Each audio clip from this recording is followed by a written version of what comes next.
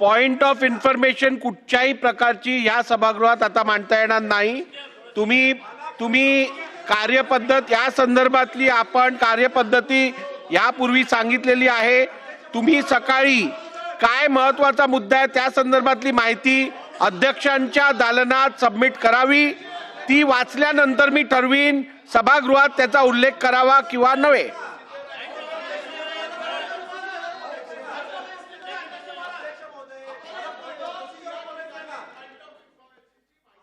दिल्यावर वाचल्यावर आपण परवानगी द्याल। मी हे आपल्याकडे पाठवलं होतं, त्यानंतर आपल्याकडून परत इथं आलंय। अतिशय बाब गंभीर आहे।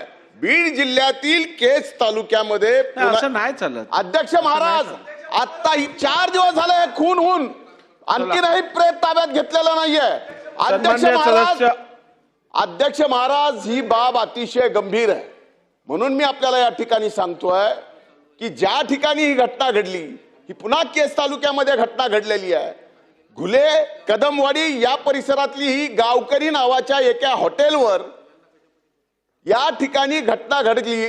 ज्या घटनेमध्ये मारायचं होतं एकाला आणि हॉटेल मालक गेला सोडवायला, त्याची हत्या झाली आहे। आणि ती हत्या अध्यक्ष महाराज कट रचून झालेली आहे।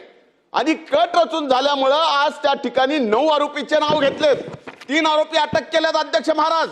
पण यामधला जो खरा सूत्रधार आहे, त्या सूत्रधाराचं नाव घेण्यासाठी पोलीस जाणीवपूर्वक टाळत आहे। आणि जाणीवपूर्वक टाळत असल्यामुळे अध्यक्ष महाराज आणखीनही प्रेत ताब्यात घेतलेलं नाही। ते प्रेत पोलीस स्टेशन समोर आहे। 10,000च्या वर आज लोक तिथं जमा आहेत। अध्यक्ष महाराज, तात्काळ या ठिकाणी पोलीस प्रशासनाने, माननीय मुख्यमंत्र्यांनी यात लक्ष घालणं गरजेचं आहे। आणि जो मुख्य सूत्रधार आहे त्याच्या सहित त्या ठिकाणी फिर्याद घेणं आवश्यक आहे, तरच त्या ठिकाणी समाधान होईल अध्यक्ष महाराज, त्याशिवाय होणार नाही। शासनाने नोंद घ्यावी। मंत्री महोदय, दोघांपैकी तिघांपैकी एकाने नोंद घ्या। नोंद घेण्यात येईल।